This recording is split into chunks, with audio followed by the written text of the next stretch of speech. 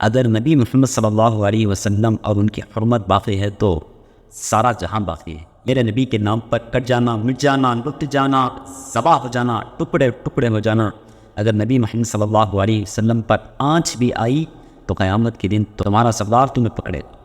اگر رسول پاک صلی اللہ علیہ وسلم کو کچھ ہو گیا اور تم میں سے ایک بھی زندہ ہوا تو قیامت کے دن بارگاہ الہی میں تمہارا کوئی عذر قبول نہیں ہوگا۔ اسلام میں بہت ساری جنگیں ہوئی اور بہت سارے جنگوں کے ہم نے واقعات بارہا سنے ہیں، جنگ بدر، جنگ احد، جنگ موتا۔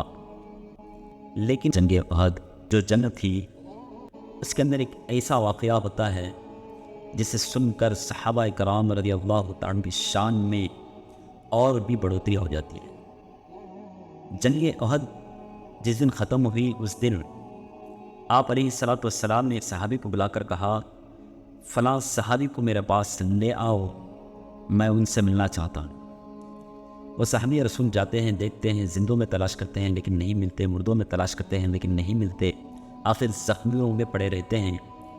ان کا آخری وقت ہوتا ہے تو شہید ہونے سے پہلے ان کے آخری الفاظ یہ ہوتے ہیں، میرے نبی کی حفاظت کرنا۔ انہوں نے یہ نہیں کہا کہ میری بچی کا خیال رکھنا۔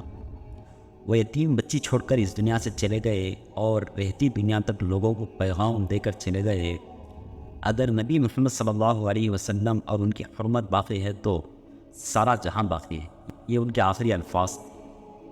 آئیے آج جانتے ہیں آخر وہ کون سے صحابی رسول تھے جن کی اتنے بڑے الفاظ تھے، رہتی دنیا تک، یہاں تک کہ قیامت تک لوگوں کو ان کی بات پر تعجب ہوگا، حسرت ہوگی کہ کیسے صحابی رسول تھے جن کی زندگی اس سے پہلے الگ تھی، ایمان لاتے ہی مسلمان ہوتے ہی ایسی زندگی گزارنے والے بن گئے تھے۔ جنگ احد کے دن ایسا ہوا کہ آپ علیہ الصلوۃ والسلام نے کہا کہ کوئی ہے جو مجھے سعد رضی اللہ تعالیٰ کی خبر لائے۔ نبی پاک صلی اللہ علیہ وسلم نے غزوہ احد کے دن جب جنگ ختم ہوئی تو فرمایا کوئی ہے مجھے سعد ابن ربی کی خبر لاوے۔ ابی بن کعب رضی اللہ تعالیٰ کہتے ہیں کہ اللہ کے رسول میں حکم بجانا ہوگا۔ نبی پاک صلی اللہ علیہ وسلم نے فرمایا کہ اگر سعد تمہیں زخمی حالت میں ملے تو اس کو میرا سلام کہنا۔ صحابی رسول کہتے ہیں کہ میں لاشوں میں دیکھتا رہا، مجھے سعد رضی اللہ عنہ کی لاش نہ ملی۔ میں نے زندوں میں دیکھا سعد رضی اللہ تعالیٰ نہیں ملے۔ زخمیوں میں گیا تو میں نے دیکھا کہ 17 آدمی زخمی ہیں، ان زخمیوں کے نیچے زخموں سے چور حضرت سعد رضی اللہ تعالیٰ تڑپ رہے ہیں۔ میں نیچے سے سعد رضی اللہ تعالیٰ نکال کر کہا، تمہیں نبی پاک صلی اللہ علیہ وسلم نے سلام بھیجا ہے؟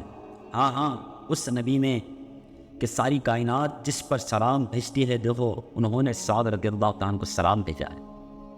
اتنا کہنا تھا کہ سعد ابن ربی رضی اللہ تعالیٰ جوش سے اٹھتے ہیں، زخمی شیب کی طرح اٹھنا چاہتے ہیں۔ کہا نبی نے مجھے سلام بھیجا ہے۔ اٹھنا چاہتے تھے مگر تڑپ کر زمین پر گر جاتے ہیں۔ جب اٹھا نہ گیا تو سعد رضی اللہ تعالیٰ نے کہا، اے بھائی میرے نبی کو میرا سلام کہنا، اور میرے نبی کو کہنا کہ میرے لیے دعا کریں، اور میرا یہ پیغام دینا کہ اگرچہ نیزے اور تیر میرے جسم سے آر پار ہو گئے لیکن میں نے اپنے قاتل کے جسم سے بھی نیزہ پار کر دیا اور اسے جہنم وصل کر دیا۔ اور میری قوم انصاریوں کو جمع کرنا اور کہنا، انصاریوں اے مدینے والوں، میرے نبی کے نام پر کٹ جانا، مٹ جانا، لٹ جانا، ذبح ہو جانا، ٹکڑے ٹکڑے ہو جانا، اگر نبی محمد صلی اللہ علیہ وسلم پر آنچ بھی آئی تو قیامت کے دن تمہارا سردار تمہیں پکڑے گا۔ اگر رسول پاک صلی اللہ علیہ وسلم کو کچھ ہو گیا اور تم میں سے ایک بھی زندہ ہوا تو قیامت کے دن بارگاہ الہی میں تمہارا کوئی عذر قبول نہیں ہوگا۔ ہم نے لیلۃ العقبہ میں رسول پاک صلی اللہ علیہ وسلم پر فدا ہونے کا حلف اٹھایا تھا، یہ کہا اور رزقی لے کر ہمیشہ کے لیے خاموش ہو گئے۔ ابی بن کعب رضی اللہ تعالیٰ عنہ نے حضرت سعد رضی اللہ تعالیٰ عنہ کے آخری الفاظ رسول پاک صلی اللہ علیہ وسلم کی خدمت میں عرض کیے تو نبوت والے ہاتھ بلند ہوئے، اللہ سعد رضی اللہ تعالیٰ کو اپنے دامن رحمت میں جگہ دے، زندگی اور موت دونوں میں اللہ اور اللہ کے رسول کی اطاعت۔ یہی وہ سعد بن ربیع رضی اللہ تعالیٰ عنہ ہیں جن کا رسول پاک صلی اللہ علیہ وسلم نے عبد الرحمن بن عوف رضی اللہ عنہ سے بھائی چارہ کروایا تھا، اور انہوں نے عبد الرحمن بن عوف رضی اللہ عنہ کو کہا تھا میرے پاس بہت دولت ہے، آدھا مال تم کو دے دیتا ہوں۔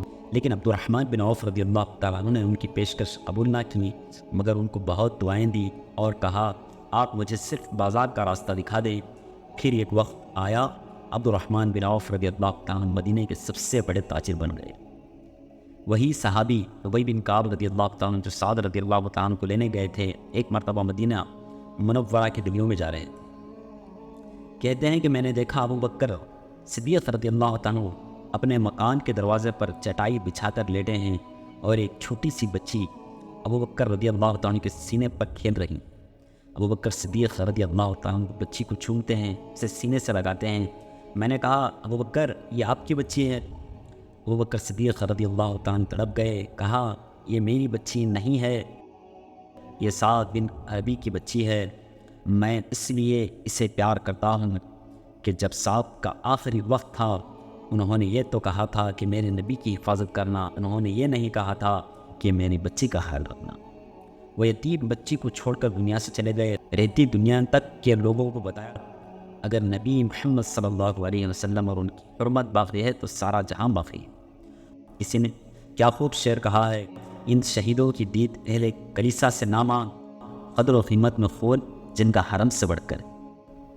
یہ صحابہ کرام رضی اللہ تعالیٰ کی داستان ہے۔ انہوں نے اپنے آپ کو کٹ جانا، مٹ جانا، لٹ جانا سب پسند کیا، لیکن نبی صلی اللہ علیہ وسلم کی حرمت پہ آنچ بھی آنا پسند نہیں کیا۔ یہ سارا سبق ہمارے لیے ہے، قیامت تک کے آنے والے لوگوں کے لیے ہے۔ اسلام پر چلنا، اسلام کو پھیلانا ہمارا کام ہے۔ اللہ پاک ہم سب کو ایسے واقعات سے سبق حاصل کرنے کی توفیق عطا فرمائے۔ السلام علیکم ورحمۃ اللہ وبرکاتہ۔